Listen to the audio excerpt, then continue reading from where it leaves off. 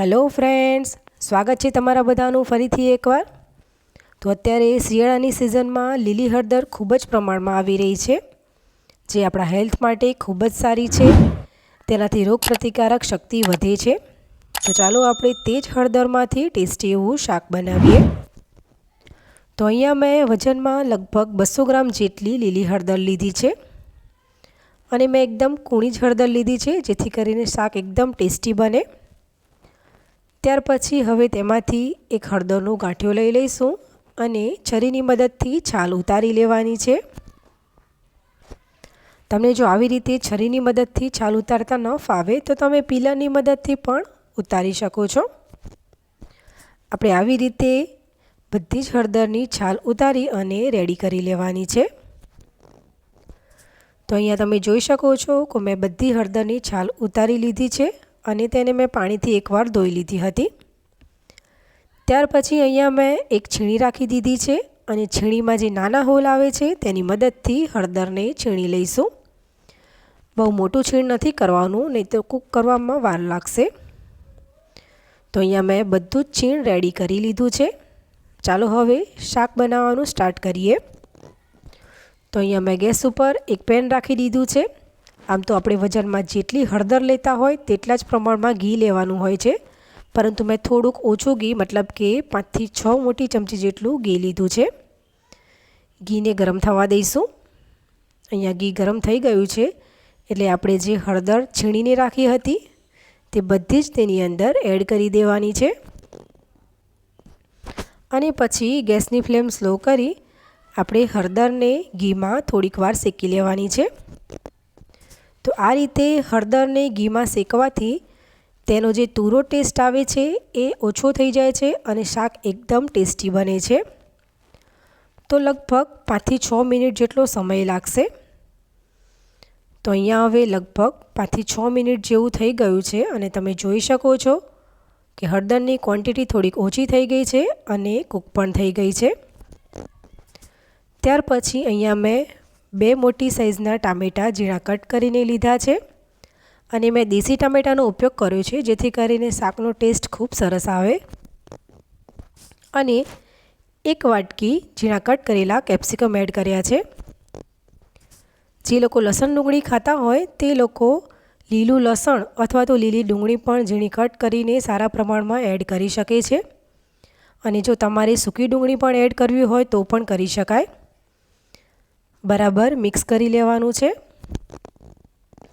તો અહીંયા તમે જોઈ શકો છો કે મેં એક સરખું બરાબર મિક્સ કરી લીધું છે। હવે ટામેટાં અને કેપ્સિકમ જલ્દીથી કૂક થઈ જાય તે માટે થઈને આપણે મીઠું એડ કરી દઈશું। તો મીઠું અત્યારે આપણે આખા શાકનું જ એડ કરી દઈશું। તો મેં 1 ચમચી મીઠું એડ કર્યું છે અને 1 ચમચી તીખા લીલા મરચાં અને આદુની પેસ્ટ કરી હતી તે એડ કરી છે અને હવે બરાબર ફરીથી મિક્સ કરી લઈશું। તો તમને શાકમાં જેટલી તીખાશ જોઈએ તે પ્રમાણે તમારે લીલા મરચાંનો ઉપયોગ કરવાનો। તો અહીંયા મેં ફરીથી મિક્સ કરી લીધું છે। હવે કૂક કરવાનું છે, તો તે માટે કવર કરી લઈશું અને કૂક થવા દઈશું। તો અત્યારે લગભગ 3 મિનિટ જેટલો સમય થયો છે। ખોલી લઈશું। તમે જોઈ શકો છો કે ઘી છૂટું પડી ગયું છે। બરાબર એકવાર મિક્સ કરી લઈશું। આમ તો કેપ્સિકમ અને ટામેટાં થોડા સોફ્ટ થઈ ગયા છે, પરંતુ ફરીથી કવર કરી અને 1 મિનિટ જેટલું કૂક કરી લઈશું। તો ફરીથી 1 મિનિટ પછી મેં ખોલી લીધું છે અને ફરીથી મિક્સ કરી લઈશું। તો અત્યારે આપણા ટામેટાં અને કેપ્સિકમ એકદમ સોફ્ટ થઈ ગયા છે, કૂક થઈ ગયા છે। ત્યાર પછી હવે આપણે શાકમાં થોડોક બીજો મસાલો કરી લઈએ।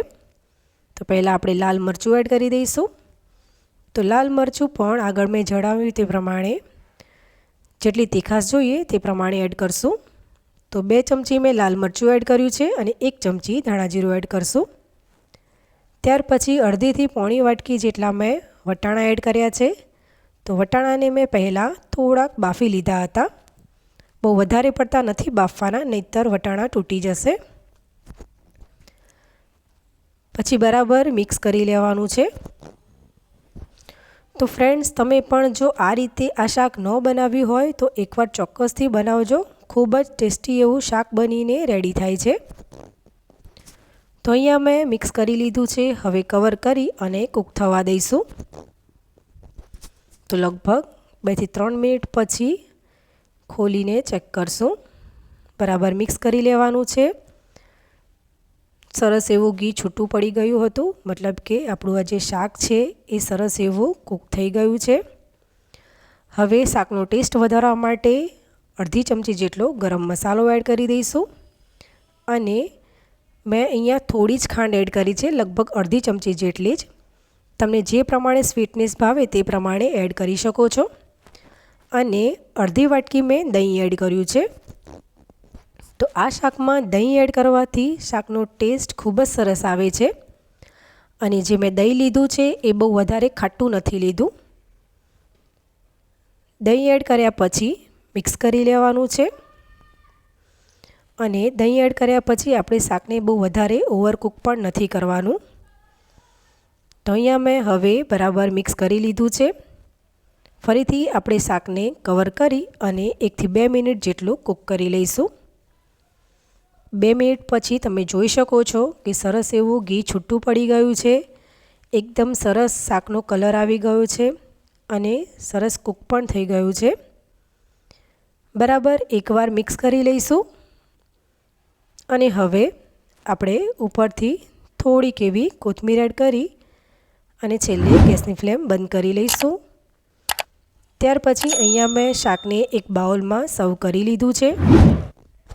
તો ફ્રેન્ડ્સ, તમે જો આ શાકની રેસીપી ક્યારેય ન ટ્રાય કરી હોય તો એકવાર ચોક્કસથી બનાવજો. ખૂબ જ ટેસ્ટી એવું શાક બનીને રેડી થાય છે.